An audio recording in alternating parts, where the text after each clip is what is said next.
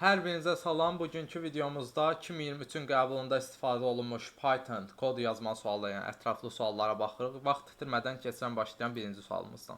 Deyir nə? Klaviaturadan daxil edilmiş en böyüklü bir şərtini ödəyən natural ədədin sadə olub olmadığını.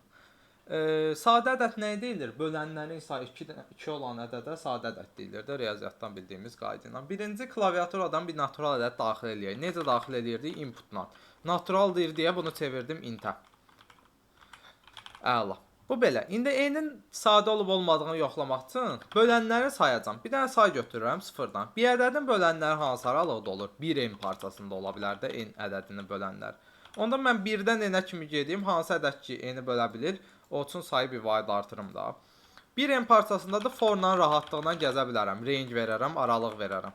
1 n plus 1 deyəcəm. Çünki range sağ tərəfə verilən dəyəri almır. 1 n parçasında gəzmiş olacam.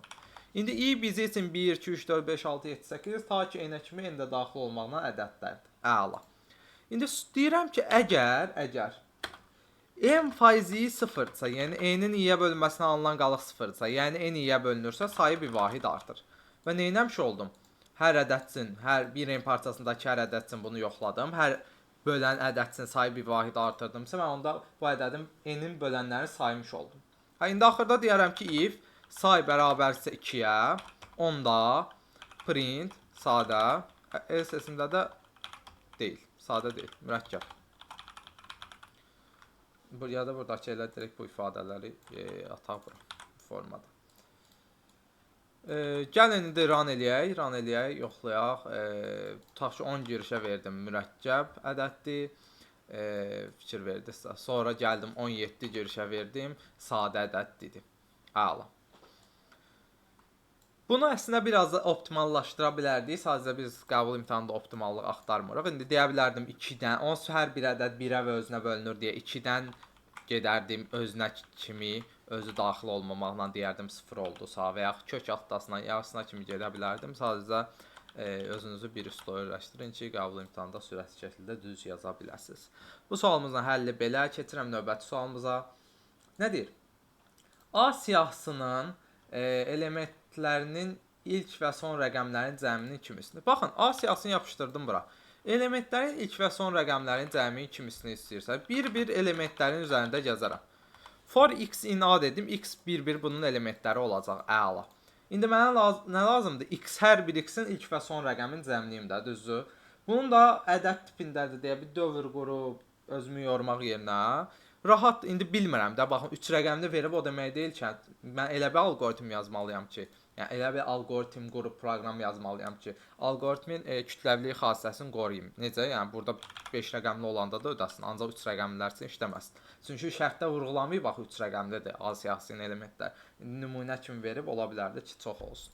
Ona görə nə edəcəm? Ən rahat üslubudur ki, çevrim stringə və x-in 0-cı indeksi deyərək ilk rəqəmi, x-in len x-1, yəni axırıncı indeksi deyərək də axırıncı rəqəmi götürün. Bunun yerinə -1 də deyə bilərdim. İndi bunları cəmləyə bilməyim üçün gərək ikisini də int-ə çevrim də, düzdür? Çünki bunlar indi x-i stringə çevirdimsə, stringin indeksinə müraciət edəndə yenə mənə string verir.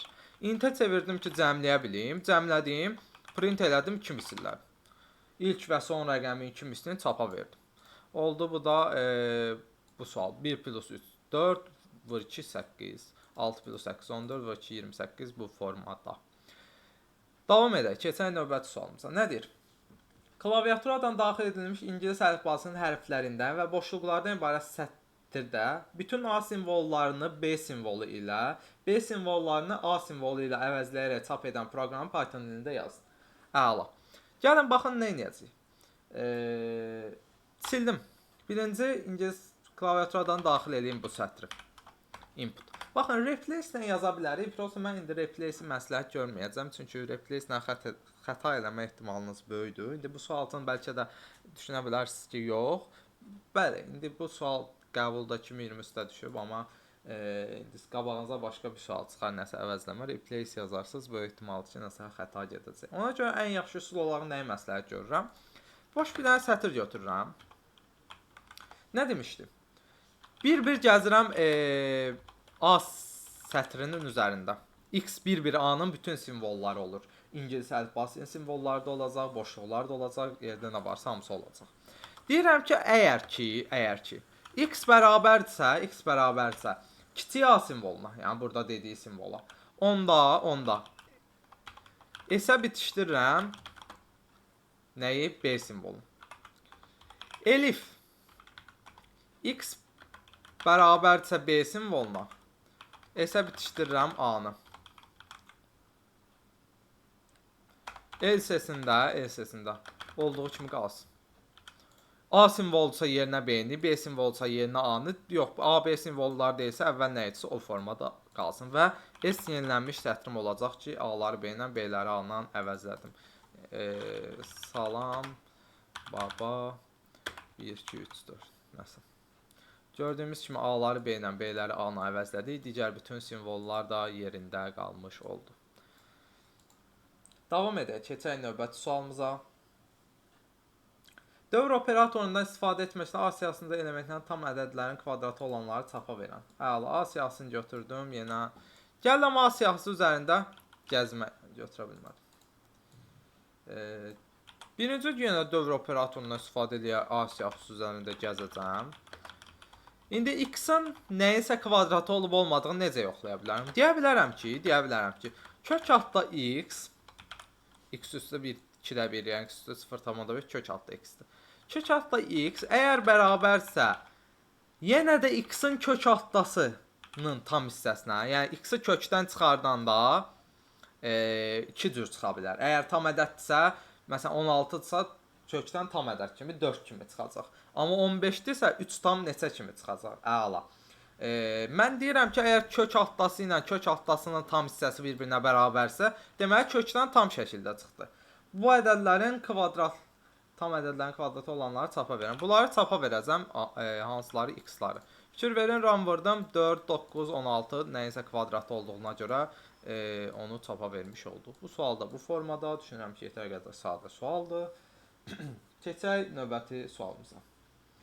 Deməli, bunu da sildim. Klaviaturadan daxil edilmiş n natural ədədi üçün bu sıranın ifadənin qiymətini hesablayın. Birinci n natural ədədini istədiyim. Int input. Əla.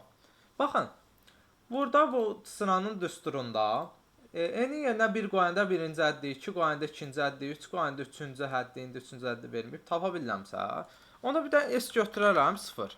Başlayaram for i in range 1-dən n plus 1-ə kimi. N dəfə işləyər də dövrdüm. 1 qoyun birinci həddi, 2 qoyun ikinci həddi tapım. Gəlirəm hər dəfə s-in üstünə deyirəm mənfi 1 üstü i plus 1 vurulsun i plus 1. İndi i-nin bir qiymətində mənfi 1 üstü 2 1 eləyəcək. Vurulsun 1 1, yenə də vurulsun 2 1 vur 2. Birinci əddi aldım, nağardım, s-ə cəmlədim. Bir bütün ədləri s-ə cəmləyəcəm, axırda print deyəcəm s və bütün ədlərin cəmi, yəni bu sıranın cəmin hesablayıb çıxışa vermiş olacaq. Bu da belə. Keçirəm növbəti sualımıza. Dövr operatorundan istifadə edərək bu siyahının tək indeksli elementləri ilə cüt indeksli tək elementləri. Aha. İndi baxın, mənə indeksləri maraqlıdır deyə indekslə müraciət eləyəcəm. Necə indekslə müraciət edə bilərəm? For i in range 0-dan len a-ya kimi deyib, hər dəfə a-i deyərək elementə müraciət eləyəcəm. Əla. Bu öz yerində. İndi nə edir? Tək indeksli elementləri ilə if ədədi orta istəyir. Cəm 0, say 0. Deməli, ya indeksim cüt olmalıdır. Ya cüt indeksli tək olmalıdır, estağfurullah. Tək indeksli elementləri yox. Ya indeksim tək olmalıdır, yəni i faiz 2 bərabərdir 1 olmalıdır. Ya bu şərt Ya bu şərt ödənməlidir, möhtərəziyə alım daha aydın olsun. Ya da ki, bu sağ tərəfə yazacağım şərt. İndi sağ tərəfə nə yazacağam? Ya indeksi tək olmalıdır, ya da ki, indeksi cüt olmalıdır. Özü tək olmalıdır. Özü nədir? AI. Faiz 2 bərabərdir 1 olmalıdır. Yəni, bir dənə təzədən nəzər yetirək. Deyirəm ki, ya i-nin 2-yə bölünməsində alınan qalıq 1 olsun, ya da ki bu. Bu nədir? i cüt olsun və eyni zamanda ai tək olsun. Yəni element tək olsun. Bu halda nə edirəm? Cəmi əlavə eləyirəm. Cəmi əlavə eləyirəm elementi ai-ni. Sayda bir vahid artırıram s plus 1. Ümid edirəm burada tək indeksli elementlər cüt indeks, tək indeksli cüt yad element ümid edirəm demək istəmir. Nəsə ədədi orta. Axırda bu bitəndən sonra cəm bölünsün sayla, cəmlədiyim ailələrlə bölünəm sayına, o da olur bizim nəyimiz? Ədədi ortamız. Bu da bu formada. Keçirəm növbəti sualımıza. Nə deyir? Deyir, funksiyanın verilmişdir. X-in bu parçadakı hər bir qiymətinə uyğun olaraq Y-in 3-ə qalıqsız bölünən qiymətlərinin sayını. Bir dənə say götürəcəm 0. X-i o aralıqda dəyişdirim də. For X in range -10, -10. 11 deyim, o parçada dəyişsin. Yəni -10-dan 10-a kimi qiymətdə onda daxil olmalı qiymət alacaq, 11-i almayacaq. İndi Y-in qiymətini hesablayayım. Necə hesablayayım? Əgər X 3-dən böyüdürsə, 3-dən, onda Y-ə mənimsədim nəyi? X kvadratı plus 5X plus 6. Əla. LCS-də artıq deyə bilərəm ki, X plus 2-nin kvadratıdır. X plus 2-nin kvadratıdır. Niyə LCS-də? Çünki X 3-dən böyük deyilsə, deməli kiçik bərabərdir, düşəcək LC-yə. Əla. Fikir verin, ya buradan, ya buradan. Məncə fərqi yoxdur. Y-i ya belə hesablayacağam. İndi Y-i hesablayandan sonra hər X-ə görə şərt verməliyəm. Deməliyəm ki, Y-in 3-ə bölünməsinə alınan qalıq 0-dırsa, onda S-ə mənimsə S plus 1 sayıram. Əla. Axırda print S ram vıraq 9 dənə qiymətində bu X-in bu parçadakı 9 qiymətinə uyğun hesabladığım Y-lərdən 9 dənəsi 3-ə qalıqsız bölünürmüş. Bu da oldu bu formada. Davam edək. Növbəti sual. Dövr operatorundan istifadə etməklə siyahının elementlərinin ədədi ortasından böyük olan elementləri ekrana çıxarın. Baxın, siyahı verib yenə mənə. Ədədi ortadan böyük olan elementləri çıxışa verməyimi istəyirsə, birinci ədədi ortağı tapım. Nədə ədədi orta? Cəm, sam, A bölünsün len A. Yəni, elementlərin cəmi bölünsün sayı. Əla. İndi 1-1 yenə A siyahısının üstündə gəzirəm. Deyirəm, if hansı x2 böyüdüm E-dən, ədədi ortadan. Onda print edirəm həmən x-i. Ədədi ortadan böyük olan elementləri çapa verdim. Bunlar biz üçün ədədi ortadan böyük olan elementlərdir. Bu da bu formada düşünürəm ki, bu da yetər qədər sadə sualdır. Yetər qədər like, komment gəlsə, növbəti videoda da 2024-də düşmüş ətraflı suallara baxacaq. Bu günlük bu qədər. Sağ olun, salamat qalın.